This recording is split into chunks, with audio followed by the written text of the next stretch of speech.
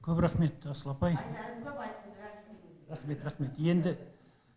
Енді талапхатпен таныстырайық. Сөзді Мейрамбек Таубалдиевке берейік. Біздің қоғамымыздағы қоғаммен жұмысқа жауапты қызметкеріміз. Армысыздар, қадірлі зиялы қауым, қымбатты бақ өкілдері. Талапхат мәтінімен таныстыруға рұқсат етіңіздер. Халық қалаулылары халық тілін еркін білуі шарт. Парламент мәжілісі мен мәслихат депутаттары сайлауы қарсаңында қазақ елінің КСР құрсауынан әлі шықпаған 1989 жылдан бастап туын көтерген ең алғашқы үкіметтік емес ұйымы Қазақстанның бүкіл облыс орталықтарында, республикалық маңызы бар Нұр Сұлтан, Алматы, Шымкент шаһарларында, ірі қала мен аудан елді мекендерде, мемлекеттік органдарда, ұлттық компаниялар мен жоғары оқу орындарында және Ресей, Қытай, Өзбекстан, Моңғолия, Қырғызстан, Түркменстан, Түркия, Германия, Франция, Польша, Мажарстан, ақш, Корея, Жапония сияқты 20-дан астам шет елде бөлімшелер мен өкілдіктері ашылған халықаралық қазақ тілі қоғамы еліміздің жоғары билігі Қазақстан Республикасының президенті Қасым-Жомарт Кемелұлы Тоқаев, Қазақстан Республикасы парламенті сенатының төрағасы Мәулен Әшімбаев, Қазақстан Республикасы парламенті мәжілісінің төрағасы Нұрлан Нығматуллин және Қазақстан Республикасы премьер-министрі Асқар Мамин мырзалардан және аталған жоғары лауазымды тұлғалар басшылық ететін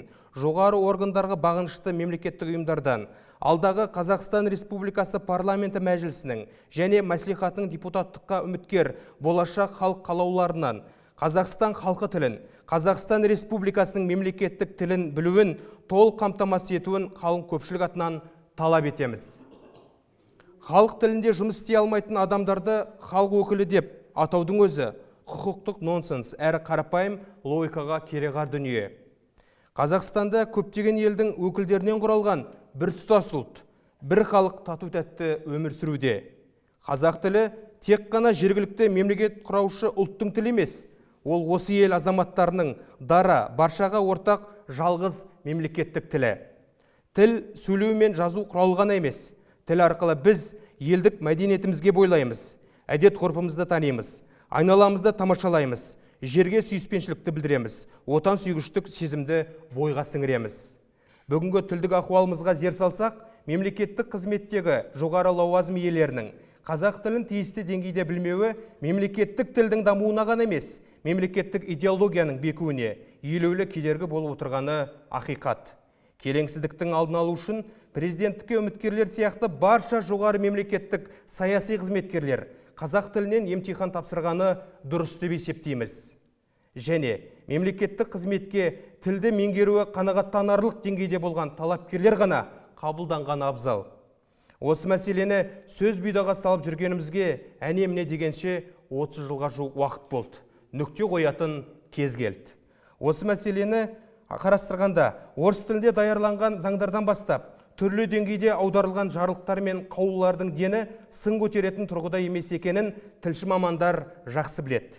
Себебі аударма әрдайым түп нұсқадан лингвистикалық жағынан кемшін тұрады, яғни толыққанды нормаға сай мәтін саналмайды.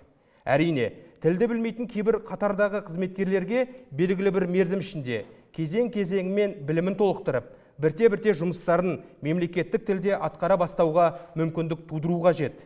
Әкімдіктердің жанында құрылған тіл орталықтарының жұмысы таратқан сертификат санымен емес, нақты нәтижемен бағаланатын болсын. Өйткені біздің әсіресе арқа мен солтүстікте өсіп өніп, білім алған бірталай азаматтарымыздың өз туған тілін білмеуінде, әлбетте өздерінің де сонымен бірге мемлекеттің, жергілікті биліктің тікелей кінәсі бар екенін ашық мойындағанымыз жөн. Түрлі деңгейдегі әкім қаралардың өз жерінде тілдік орта мен қажеттілікті тудыруы, мемлекеттік тілдің жан-жақты қолданылуын қамтамасыз ету үшін жауапкершілігін күшейткен абзал. Солай бола тұра, мұндай жеңілдіктер, яғни мемлекеттік тілді үйренуге жағдай жасау, уақыт беру, сатылап білімін толықтыру, бұлардың бәрінің де жоғары саяси мемлекеттік лауазымдарға ешқандай қатысы жоқ екеніне басын ашып айтуымыз керек. Жоғары лауазымды мемлекеттік тұлғаның өз елінің мемлекеттік тілін толыққанды білмеуі жөнсіздік, күлкілі жағдай, ұят нәрсе. тіл арқылы адами ұстанымды, азаматтық позицияны қалыптастыратын туған халқының мәдениеті мен әдет-ғұрпы, рухани болмысы, шежіре тарихы, дәстүр сабақтастығы мен төл тума менталитетінен жұрдай адам, мемлекет, халық, ұлт атынан өкіл бола алмайтыны дау тудырмас шындық. Сондықтан басты талабымызды қайталап айтамыз.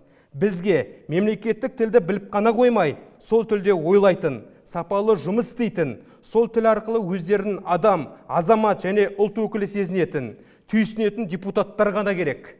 Мемлекеттің, халықтың тілін тиісті дәрежеде білмейтіндер уақытын тілді меңгеруге жұмсасын және басқа да мемлекеттік сатыларда жұмыстарын жалғастырып білімін жетілдірсін. Бұл қарапайым және тапжылмас халықаралық практика. Біз білетін өркениетті елдердің бәрінде осы үйреншікті жағдай. Дамыған елдердің қатарында бой түзейміз десек, өзімізді өзіміз сыйлаудан бастауымыз керек. Осы бағытта соңғы 30 жылда талай жоспарлар, бағдарламалар жасалды, жарлықтар мен қаулылар шықты. Олардың санын арттырудың ешқандай қажеті жоқ.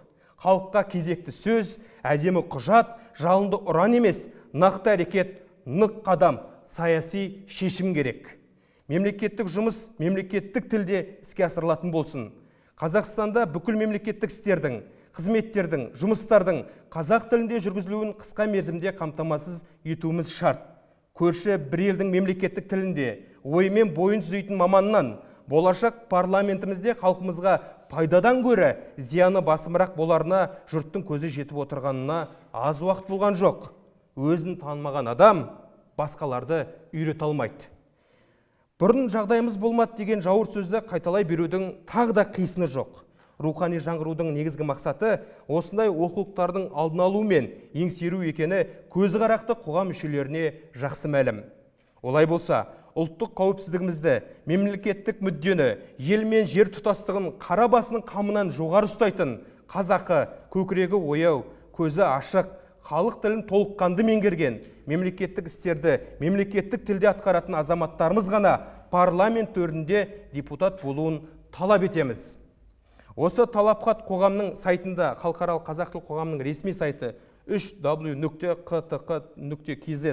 жарияланған сәттен бастап, кез келген азаматтың, мейлі халықаралық қазақ тіл қоғамының мүшесі болсын, мейлі қандай да бір партия немесе қоғамдық бірлестіктің өкілі болсын, тіпті мемлекеттік қызметкер, керек болса халық қалаулысының өзі болсын, үлкен ұлттық немесе шағын жекеменшік компания қызметкері, университет оқытушысы және ғылыми зерттеу институтының қызметкері болсын, жастар, докторанттар, магистранттар, студенттер, зейнеттегі ата-апаларымыз болсын, қалаған адамның осы құжаттың соңында орналасқан дауыс беру тетігін басып, халықаралық қазақ тіл қоғамының талапқатын қолдағанын білдіруге мүмкіндігі бар екенін мәлімдейміз.